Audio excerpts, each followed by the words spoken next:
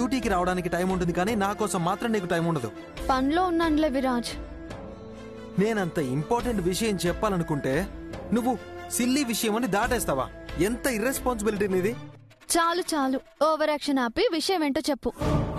ఆ స్మైలీ అన్నయ్య దగ్గర తనకి బాయ్ ఫ్రెండ్ ఉన్నాడని, బ్రేకప్ అయిందని స్టోరీ చెప్పింది కదా. హా అవును. ఇప్పుడు మనం తనకి బాయ్ ఫ్రెండ్ ఉన్నాడని ప్రూవ్ చేసిన అతనే ఇతను ఆల్రెడీ బ్రేకప్ అయిందని డ్రామా చేస్తుంది. అవును, పైగా మనం తనని బ్యాడ్ చేసే ప్రయత్నం చేశామని మనల్ని బ్లేమ్ చేసినా చేస్తుంది. ఎగ్జాక్ట్లీ. అందుకే నేను ఒక ప్లాన్ వేశాను. ఏంటది? ఫంక్షన్ రోజు ఫుడ్ పాయిజన్ అయ్యేలా చేసింది ఆ స్మైలీ అన్న నిజం ప్రూవ్ చేయగలిగితే ఆటోమేటిక్ గా మనం ఏం చెప్పినా నమ్మేస్తారు. అంటే ఇప్పుడు ఏమంటావు? ఏముంది, ఫంక్షన్ జరిగిన ప్లేస్ కి వెళ్లి సీసీటీవీ ఫుటేజ్ ని చెక్ చేద్దాం. వంట చేసిన మీ వాళ్ళని కూడా ఎంక్వైరీ చేద్దాం. ఏదో ఒక సాక్ష్యం దొరుకుతుంది. దాంతో ఆ స్మైలీని లాక్ చేయొచ్చు. అదంతా జరగని పని విరాజ్. ముందు నువ్వు నాతో రా, చెప్తాను. వదులు విరాజ్.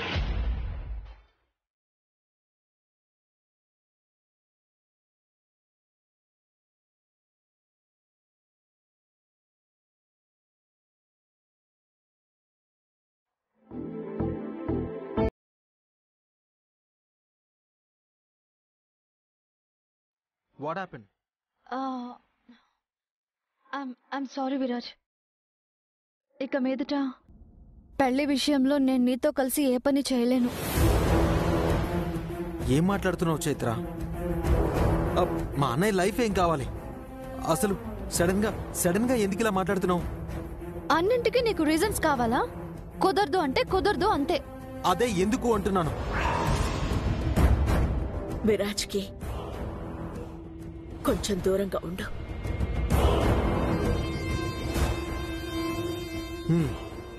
I got it. ఆ పృథ్వీ నాతో మాట్లాడొద్దని కండిషన్ పెట్టుంటాడు. అందుకే నువ్వు నన్ను అవాయిడ్ చేస్తున్నావు, అంతే కదా? అంటే నీకు నాకంటే నిన్నగాక మొన్నొచ్చిన వాడే ఎక్కువైపోయాడు. అలా ఏం లేదు విరాజ్. పృథ్వీ ఎందుకు అలా రిస్ట్రిక్ట్ చేస్తాడు? తానేం చెప్పలేదు. మరెందుకు నువ్వు నాకు సపోర్ట్ చేయను అంటున్నావు? అంటే నీకు మా అన్నయ్య లైఫ్ అంటే కూడా లెక్కలేదా? అది కాదు, నేను విడిగా తన గురించి కనుక్కోవడానికి ప్రయత్నిస్తున్నాను. నీ ప్రయత్నాలు నువ్వు చేయి, నా ప్రయత్నాలు నేను చేస్తాను.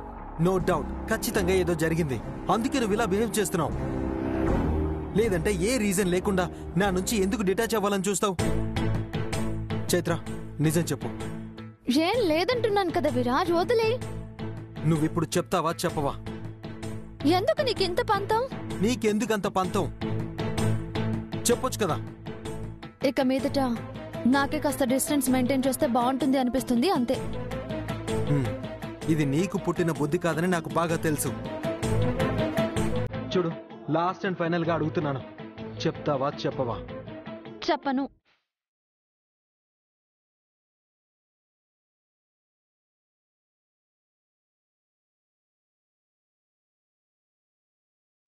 ఫైన్,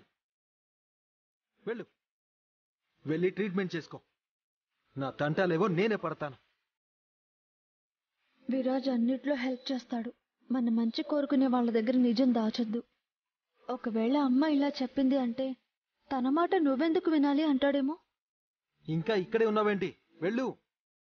పోనీ విరాజ్కి నిజం చెప్పేస్తే? ఎస్, సీతారత్నం గారే మా అమ్మ అని చెప్పేస్తాను. విరాజ్, నేను నీతో ఒక ముఖ్యమైన విషయం చెప్పాలి. ఎవరికి సంబంధించింది? నాకు సంబంధించిందే. అయితే వినను. లేదు విరాజ్, నువ్వు ఇది విని తీరాలి. వినను. నువ్వు నా మాట వినప్పుడు నేను నీ మాట వినను. అది కాదు విరాజ్,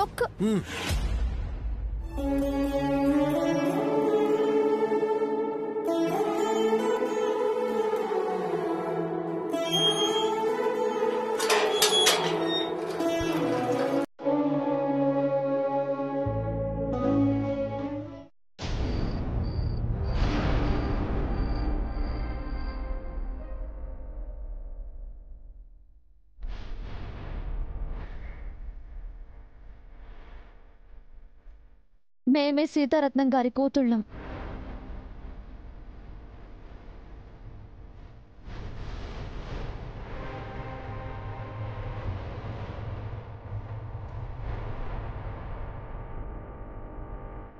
ఆంటీ ఏంటి అలా ఉన్నారు? నథింగ్ స్మైలీ, ఏవో బిజినెస్ టెన్షన్స్ అంతే. బిజినెస్ టెన్షన్ అయితే మీరింత డిస్టర్బ్డ్గా కనిపించరు. ఖచ్చితంగా ఏదో పర్సనల్ టెన్షన్ అయి ఉంటుంది. ఏ నాతో షేర్ చేసుకోకూడదా ఆంటీ? మీకు ఇష్టం లేకపోతే చెప్పొద్దులేండి. అదేం లేదు స్మైలీ. మరి మీ ప్రాబ్లం ఏంటో చెప్పండి ఆంటీ. చైత్ర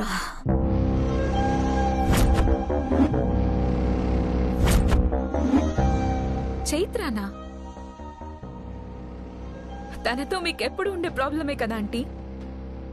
కొత్తగా ఈ టెన్షన్ దేనికి? ఎందుకంటే తను నాకు కొత్త టెన్షన్ తెచ్చిపెట్టింది కాబట్టి. కొత్త టెన్షనా? ఏంటంటీ అది? చైత్రకి షెల్టర్ ఇచ్చిన సీతారత్నం నీకు తెలుసు కదా? ఎందుకు తెలీదు? అదే పనిగా చైత్ర రికమెండ్ చేసి మరీ క్యాటరింగ్ ఇప్పించింది కదా. అసలు ఆ రోజు మనం వేసిన ఫుడ్ పాయిజన్ ప్లాన్ తో జైల్లో కూర్చోవలసింది కాస్త విరాజ్ వల్ల విడుదలైపోయింది. లేదు లేదు లేదు, ఆ చైత్ర వల్ల తప్పించుకుంది. ఎగ్జాక్ట్లీ. ఇప్పుడు కూడా అదే చైత్రను అడ్డం పెట్టుకుని నాకు రావాల్సిన ప్రాపర్టీని కొట్టయిపోతుంది.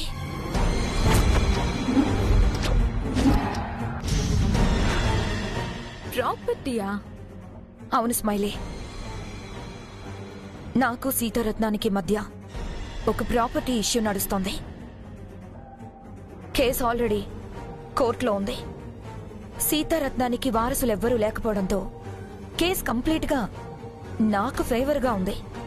జస్ట్ ఒక్క పిటిషన్ ఫైల్ చేస్తే ప్రాపర్టీ నా హ్యాండ్ ఓవర్ అయిపోతుంది అనుకుంటుండగా లాస్ట్ మినిట్ లో ఆ సీతారత్నం షాక్ ఇచ్చింది. ఏం చేసిందంటీ?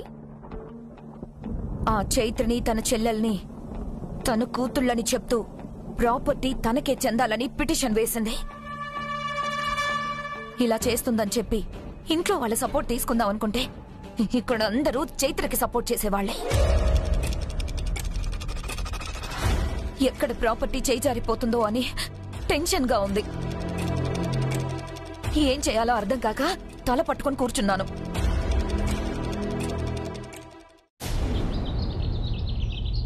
రేపే కోర్టు హీరింగ్. వీళ్ళిద్దరూ మీ పిల్లలుగా, మీ తర్వాత అమ్మఒడిని టేకఓవర్ చేసే మీ వారసులుగా కోర్టులో హాజరుపరచాలి. తప్పకుండా తీసుకొస్తాను.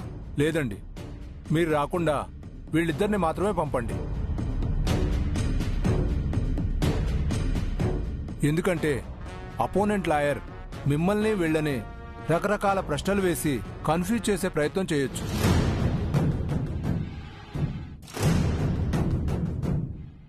అదే వీళ్ళు మాత్రమే ఉంటే నేను ఎలాగూ వీళ్ళు మీ పిల్లలు అనేలాగా డాక్యుమెంట్స్ అన్ని రెడీ చేశాను కాబట్టి ఫార్మల్ క్వశ్చన్స్ మాత్రమే ఉంటాయి. అలాగే లాయర్ గారు. ముఖ్యంగా మీరిద్దరూ ఒక విషయం గుర్తుపెట్టుకోవాలి. సీతారత్నం గారు మీ తల్లిగారేనా అనే అనుమానంతో వాళ్ళు కొన్ని క్వశ్చన్స్ అడగొచ్చు. ఏ సమాధానం చెప్పినా మీ ఇద్దరు సింకులో ఉండి కరెక్ట్గా చెప్పాలి. ఏ మాత్రం తేడా జరిగినా రాంగ్ ఇంటెన్షన్తో కోర్టును తప్పుదారి పట్టించే ప్రయత్నం చేశారని మీ మీద లీగల్ యాక్షన్ తీసుకునే అవకాశం ఉంది.